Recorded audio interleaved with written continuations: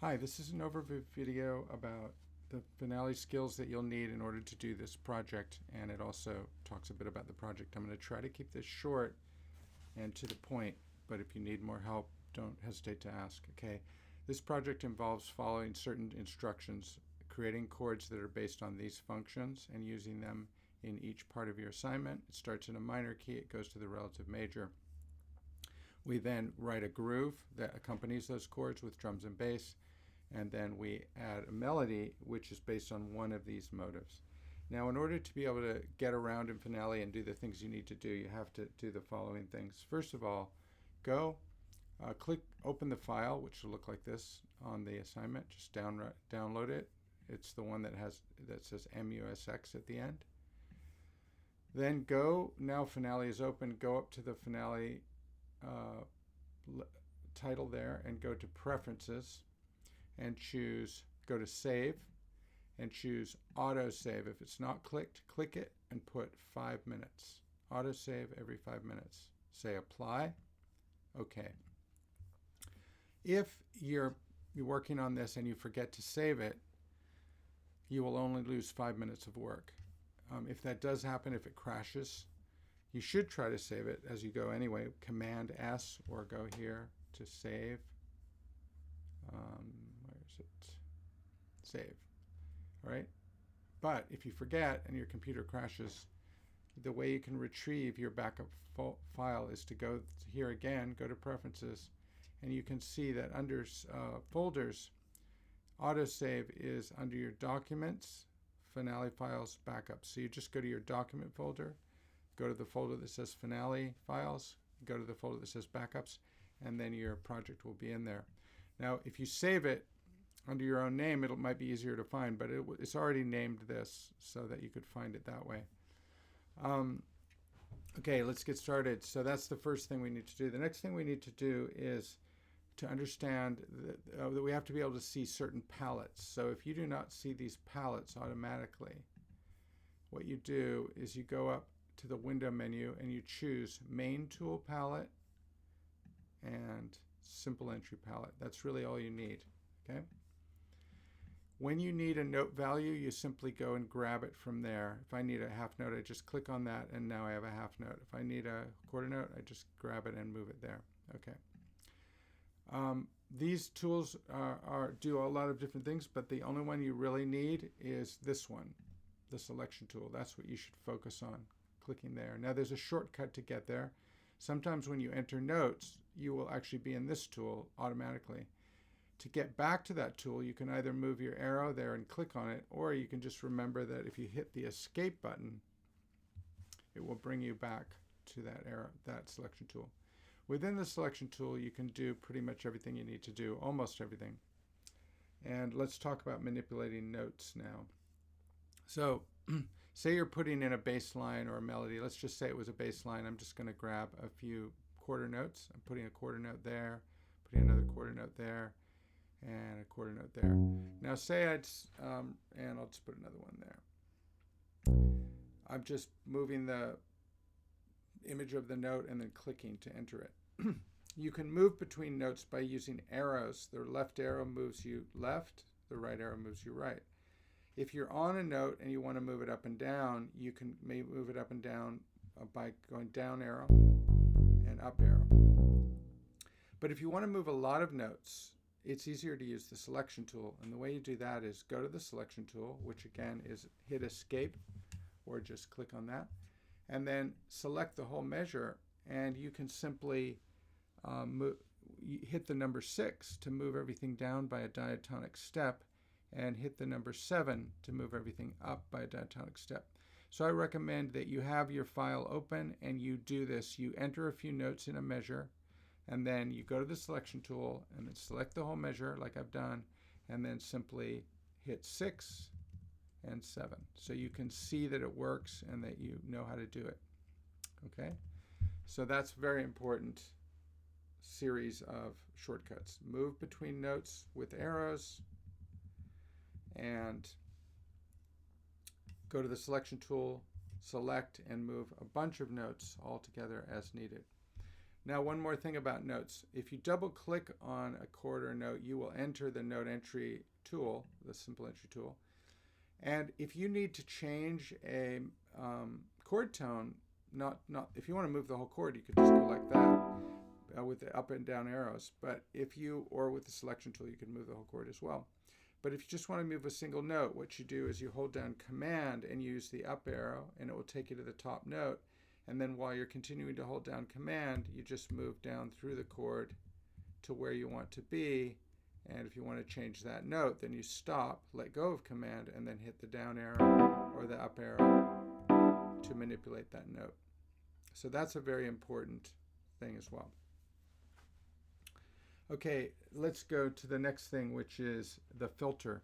So we have this thing called the filter, edit filter, and this allows us to copy only certain things. And in this project, it's very important to be able to copy only notes and not everything else, not all these words and not all the chord symbols and everything. So the way we make sure that's working is we go to the edit menu. We go where it says edit filter, click on that. And first of all, just hit none, and then make sure there's nothing, and then go up and choose notes and rests, and just only choose that, because that's all we're going to need to copy. Say OK. And now when you copy something, like say this was up here, if I didn't have that a filter selected and I copied this and moved it over here, I would copy everything. There would be the chords, this wording would have gone over, and everything. But with this filter on, all you're going to copy are the notes, and that's what you want. So you're being asked to do a subdominant minor chord here, and if you don't remember what those are, you go to the scale chord answer key, you look at that, and you remind yourself that subdominant minor chords are 2 minor 7, 4 minor 7, flat 6 major 7, and flat 7 7. You choose one of those. Let's just go ahead and choose 4 minor. So 4 minor in the key of E minor is A minor. So I put in A minor 7. And again, I don't need these chord notes here. I just I need the chords down here. So probably the most intuitive way to enter the chord is to do a root position chord first, just like this, A minor 7. And then check your voice leading and try to keep common tones in the same voice. And as you can see, E is the top voice here, but E is the second voice here. So that means we need to move this note down an octave. We can move it down an octave by just selecting it and doing the arrow key. But a faster way is to do shift down arrow, and it automatically goes down an octave. Okay, you now have a voice-led A minor 7. Our next chord needs to be a tonic function chord. So again, tonic function in minor is either minor, 1 minor, or flat 3 major. Well, let's do flat 3 major, a G major chord. Again, you could start with a G major in root position if you want. And of course, it's not voice-led at all. Let's put in our chord symbol, G major 7, G, MAJ 7. And then go back to your selection tool, double click on that, and the whole chord is way too high. So let's just do shift arrow, bring the whole chord down an octave, and then test for our common tones. Do we have any common tones between A minor and G? And the answer is G. And G is the lowest voice here, and it's also the lowest voice there. So you're good.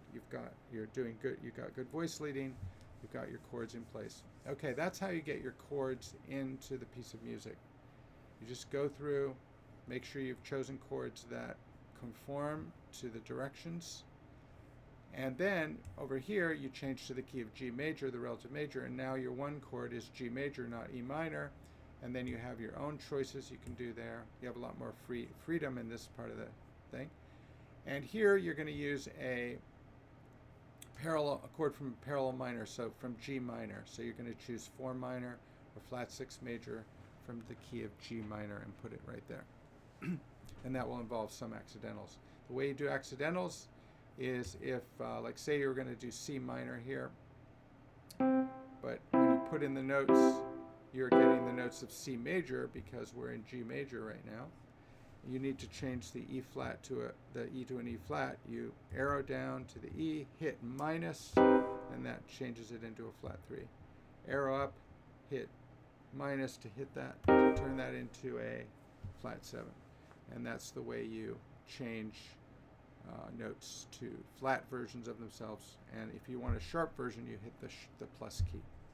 Okay, that's chords. Okay, next we're going to talk about bassline. So the bassline, you're putting in single notes, but before you write the bassline, you have to do your drum groove. And I talk about how to do this in video. I do it in class as well. But again, basically what you're doing is choosing a bunch of 16th notes, choosing a 16th note, starting on the closed hi-hat, arrow to the right, arrow up until it's closed again, hit return repeatedly until you have 16th notes. Put in your 2 and 4 snare drum. Then switch layers, because we have to put in the kick drum.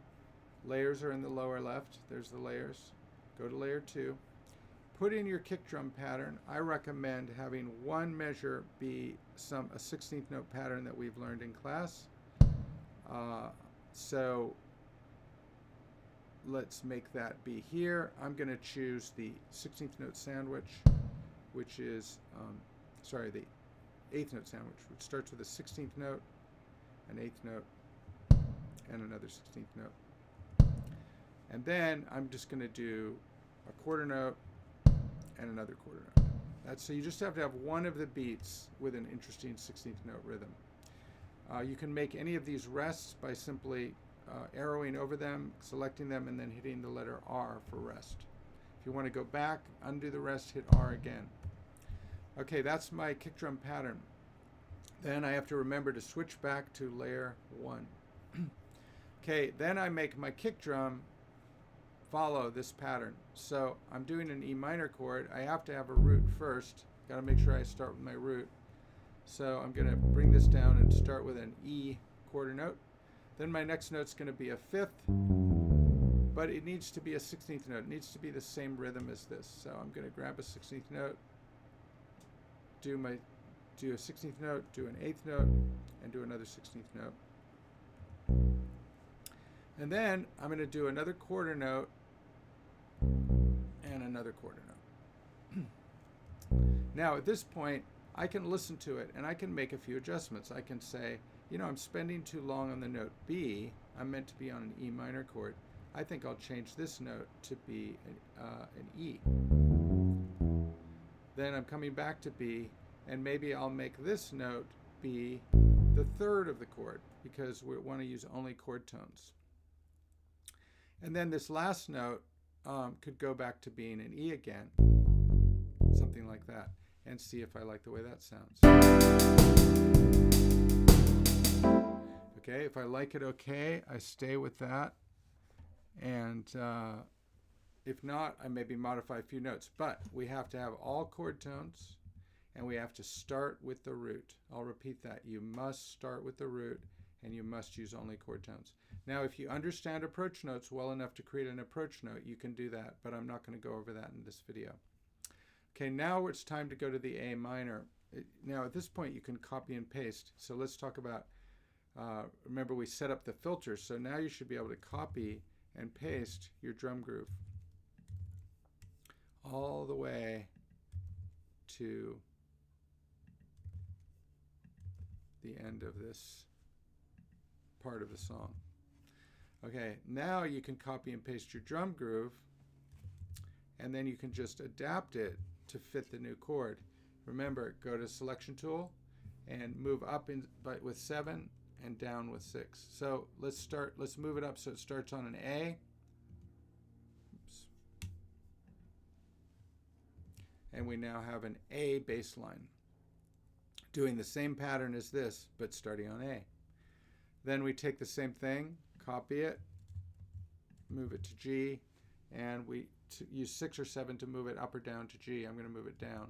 Now, while you do this, you have to make sure that you don't go below E because that's the lowest note on the bass, And you also don't want to get wicked high because the bass doesn't sound very good up there. If you need to, you can change the octave of anything. Like you could decide to change that octave. Still a G, it's fine. It's just not an octave higher. You can do that as well. Okay, that's how you get your bass line happening. All right, the melody, you come over here and you choose one of these motives, melodic motives. And notice that they are 2 measures in length. So we go to the selection tool, and it's only going to copy the notes. So I'm just going to pick the first one. I do Command C. Now the reason we're doing this is that melodies sound better when they have some space in them. We don't want a bunch of constant eighth notes. Actually, I think I'm going to take this one. So we're building in some space here for our melody, which is going to make it sound more melodic. And then I am going to simply copy and paste this right here. And that's the beginning of my melody. Then I'll do it again, and again, and again. And I'll just keep going. All right. Now I need to adjust the pitches. This is obviously not a very interesting melody. So what I'm going to do is come up with a little melodic phrase that I like the sound of. Now, here's an important thing to remember. Anything that's on a downbeat or anything that's of a long duration is an emphasized note. And those emphasized notes must be chord tones. Or if you understand what tensions are, they can be available tensions. But they must not be what we call harmonic avoid notes. If you haven't learned what those are yet, just simply stick to only chord tones for now. Only chord tones. So I'm going to go ahead and start on that B because that is a chord tone. And I could have, by the way, I'm saying that the emphasized notes have to be only chord tones. You can use scale notes on the unemphasized notes, which are the upbeats. So I'm going to take this is an unemphasized note. I'm going to go ahead and make that be a passing tone. Then I'm going to go down to a chord tone there. This is kind of an emphasized note, so I think I'm going to make it be a chord tone. And then I'm going to make this be also a chord tone, but I'm going to go back to a G. Let's see what that sounds like.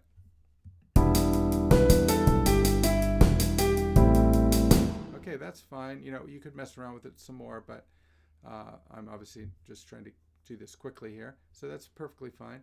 Okay, now I have a melodic motive. Now you'll be learning in class about ways to vary things.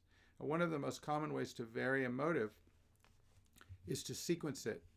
Diatonic sequence is when you take notes and you start them on a different pitch. So I'm actually going to take that motive and just start it on a different pitch. And I think I will start it on, I'm using 6, on G. And, or actually, no, I think I'll start it on D.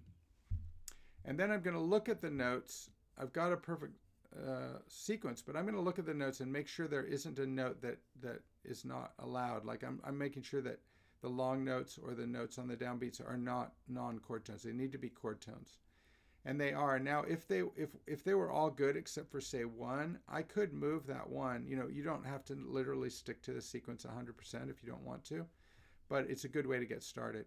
It turns out all of these notes are okay. That's a 5th. That's the 3rd of the chord. And that's the third of the chord. Well, I don't actually know what the next chord is yet, but let's just say it was going to be C major 7. And I'm going to take my bass notes and make them match C by moving them to start on a C. And there we go. Okay, I now have the beginnings of a melody, and I have the beginnings of my whole piece, and I could just carry on with these techniques to finish the whole piece. Now, if you stay with this approach all the way, it can be okay, but remember there are other techniques we learn about too, like inversion, retrograde, and so on. Okay, now we come to the final thing. Once you have your project all worked out and it's sounding good to you, then it's time to export it via MIDI. So what we do there, now notice that on this file there's this stuff. So you're going to have to, this is going to get exported too. So we're going to have to erase that once it gets into the project. This is the part that we want to use. So what you do there is you go to File, export MIDI, and give it a name that helps you remember it. You like that, say OK to that, and now your project is going to be saved as a MIDI file. Then you open up your Mac-based DAW, either GarageBand or Logic. You then simply drag that file into here. When it asks you about tempo, you can say no. Don't import the tempo. You can set the tempo yourself this way. And you'll see that there's some parts. This is those little melodic elements. So what you could do is just click on right there, select them all by doing Shift click. It's Command T, and then you can just delete all of these because we don't need that stuff. Then you take Shift click to get all your whole project. Select it and bring it right over to the edge here, and then set your tempo. I'm assuming you know how to use GarageBand because you've been taking MTech 111. So just make sure that that is selected. You'll see it may sound really weird because they didn't apply the sounds correctly. So you just go to this channel. You know that that's meant to be a drum set. You go over here. You choose drums. You choose your drum kit. You go over here, you choose bass, you choose your bass sound.